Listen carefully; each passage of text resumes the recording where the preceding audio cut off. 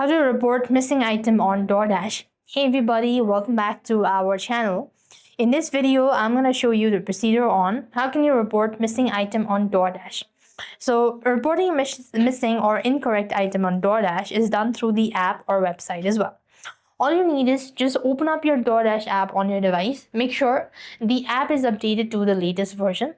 After which, you just want to tap open the profile initials at the top right corner of the screen and go to order from the list. Now select the active or a specific order that you have an issue with. Underneath, you want to go to help.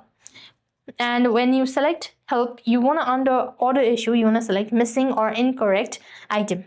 Then you will be asked to follow the answering prompt. Just simply go ahead and start filling out all the necessary details that has been asked, and that's when you'll be able to successfully report missing item on DoorDash. So with that being said, we've completed the steps. Thank you for watching. See you in the next video.